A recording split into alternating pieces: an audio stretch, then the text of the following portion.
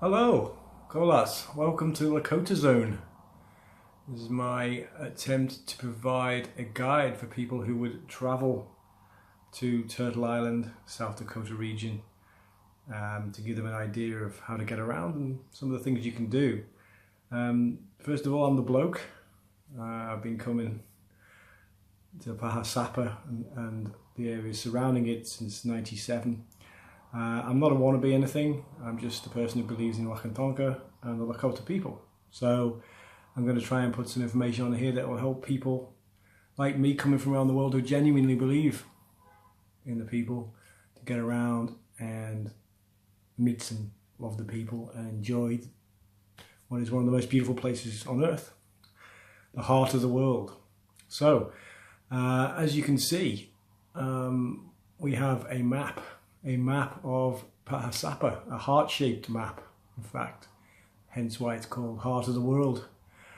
And you can look and see to the right of your map Rapid City, which is the largest populated area in the region, and you would fly in to Rapid City Airport, probably by at least 2 flights connecting you from Minneapolis, St. Paul, right through to Rapid City from whichever country in Europe you were in.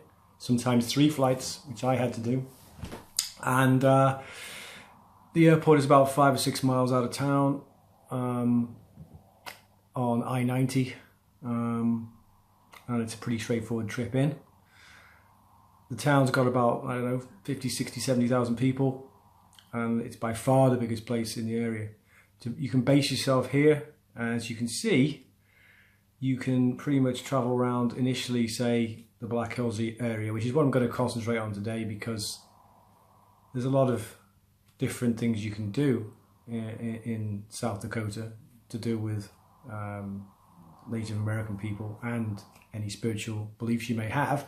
I'm hoping to get some people on who live there, Lakota people, local people, who can put their real perspective on things at some point. But I'm just starting out, so I'm going to give you a basic, simple, view of how to get around and add in any of the things that I might find fun for you to do.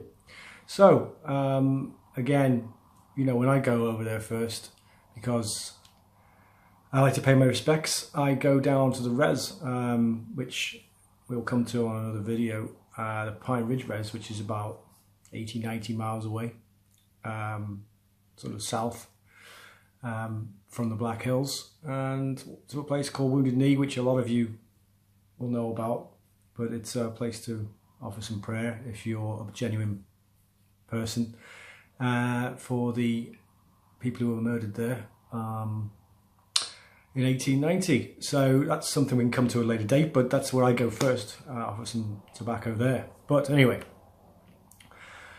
if you get off the plane, probably late at night, you come in, you may want to stay the first night in Rapid City. The Howard Johnson's a bit expensive, but it's not bad. There's plenty of cheap motels if you want to do it that way.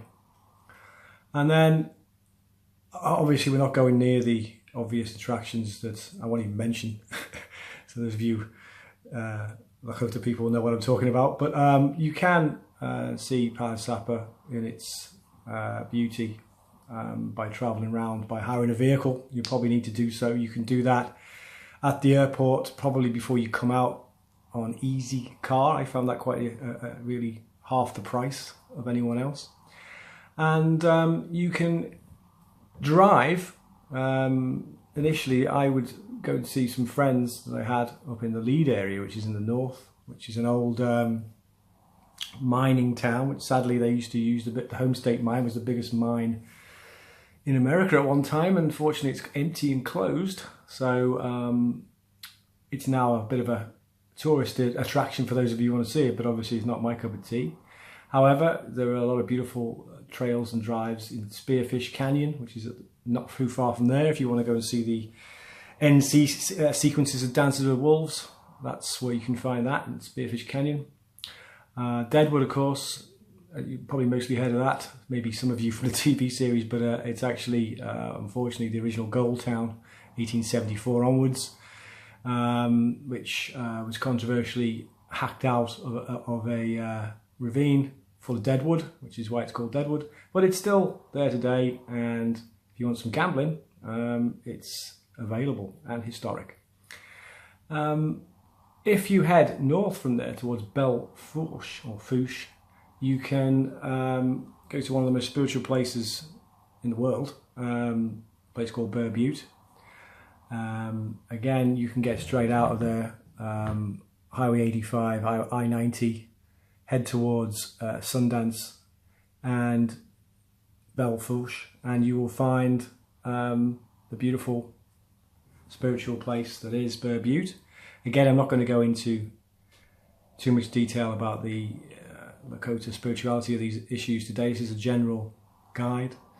It's shaped like a bear. It's frequented by the Cheyenne and the Lakota people, and it's the most sacred site. You can visit it as a state park. You may have to pay $5. Lakotas don't have to pay. And on the bottom tier of the site, there is a spiritual area which is reserved for people who want to pray. But you can hike the actual hill. But again, personally speaking, if you're remotely spiritual, I would do that only when I was prepared to do so. And I'd learned something about the culture.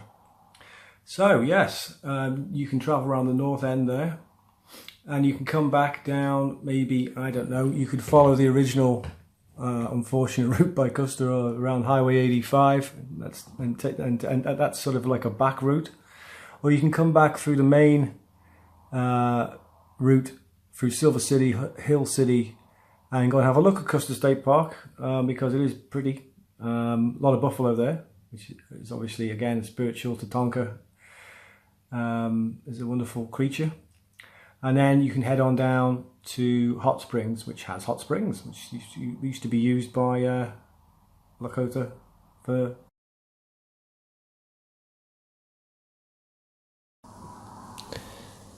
Yeah, so there's a number of interesting routes you can take. So I'm going to take my very old piece of sage as a pointer.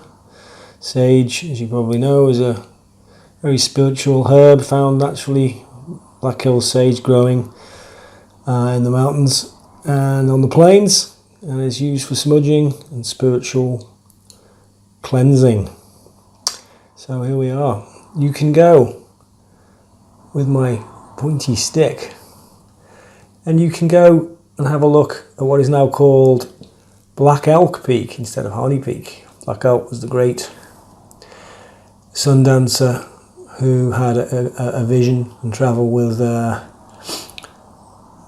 Cody Circus, and was one of the great medicine men, and wrote a book with the help of Near Hart, a Catholic priest, called Black Elk Speaks, which you may want to look up and have a look, because it expresses his great vision which he had on Harney Peak, or Black Elk Peak, when he was a young boy of 12, 4 years before the Battle of the Greasy Grass, which a lot of you will know as the Battle of the Little Bighorn. So, highest point in Paha, Sapa. Long hike near Sylvan Lake, which is very attractive, but again a bit touristy. But the hike Tahani Peak is worth doing. You can also, if you wish, go and visit the Crazy Horse Monument, which is, again, up to you. Not far from Custer. And some say controversial, some don't. Should you blow up Mother Earth or not, even if it is for a good cause? It's up to you to decide. So, Crazy Horse Monument, the head alone is bigger than all 4 heads at Mount Rushmore, which we won't go into. And there are a number of little routes around here. Needles Highway in this area here is beautiful. Lots of little tunnels through the mountains. Extremely attractive. I recommend seeing that. You can then obviously move on to the res through 385 to 18, which we'll go into on a separate video. And on a separate video you can go off the top end through I-90 to what they call Devil's Tower.